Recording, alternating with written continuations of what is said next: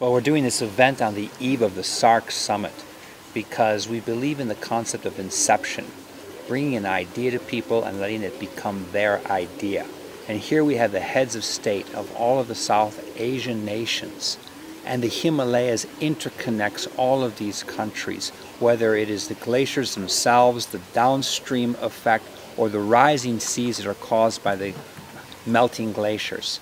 And here we also have a time of a rise of South Asia economically. So it's a great opportunity to have a new economic paradigm, one that's built on a holistic middle way approach to balancing business with the protection of environment, culture, and of course the identity of the people who own this land.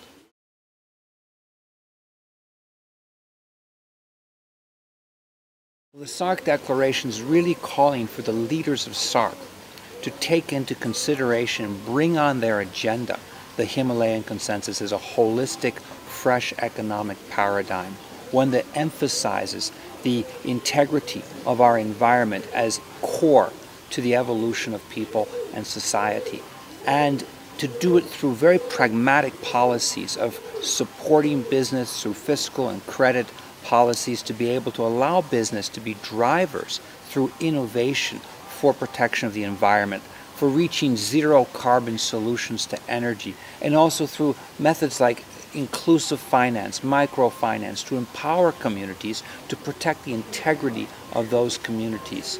The declaration also looks at the problem of violence and conflict, which is seen from the Himalayan consensus perspective as something caused by the marginalization of people's identity or economic marginalization. So the best way to prevent violence, conflict, and even terror is to empower people with what is theirs. And those are the messages of Himalayan consensus, and we're really hoping that the SAARC leaders, the heads of state, will take the Himalayan consensus on as their own agenda in evolving this region.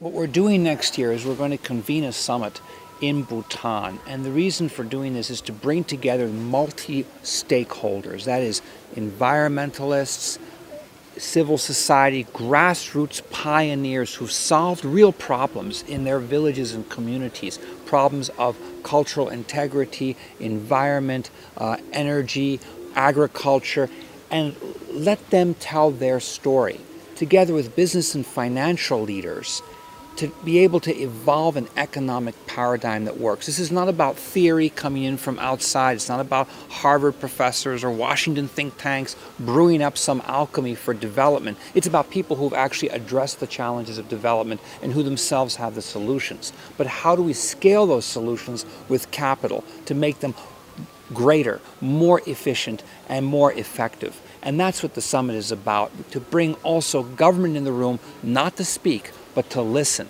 and to be able to come up with policy solutions that can be drivers for change and for reaching zero carbon solutions to energy needs for this region.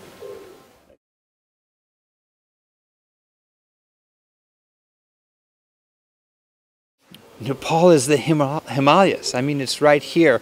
We look around us and we see the snow-capped mountains. And we also see the opportunities. This is a country that is now emerging from a 10-year conflict, a revolution that took place that was very much about marginalization of people and lack of empowerment. It's also facing very, very big challenges in terms of infrastructure. So it's really a place where we're looking at both top-down policy of creating infrastructure for economic efficiency and grassroots empowerment of people to give them the capability to not rely on aid, but to be themselves the entrepreneurs and drivers for the sustainability and growth of their own communities in a way which has integrity with their own culture.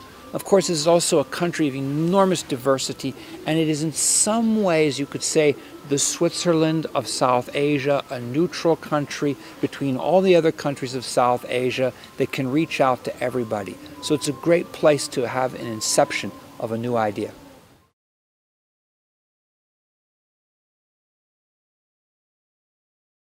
Fusion Economics is my new book. It talks about the Himalayan consensus, and it talks about the African consensus. And really what it talks about is fusion.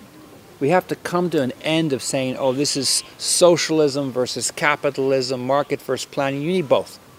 We need to merge these things together. Yes, you need top-down infrastructure, but you also need grassroots solutions by people themselves. They need to be in the room to determine their future. And that's what this book is about. It's about breaking all of the fossilized theories and models that in many ways have constrained us from becoming who we are, and coming with new solutions for a future in which we're going to be having constantly diminishing resources, more human population pressures, and of course the greatest challenge of our time, which is climate change. That's a survival question for people on this planet. And that's what fusion economics is all about, coming up with solutions.